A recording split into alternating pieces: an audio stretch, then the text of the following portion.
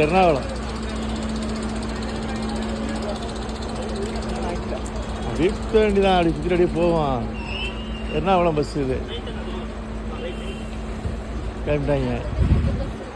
பக்கத்தில் 2 பஸ் இருக்குது. இது ஒன்று அது ஒன்று. இது கிளம்பிருச்சு. இந்த பஸ்ஸு கிளம்பிருச்சு எர்ணாகுளம்.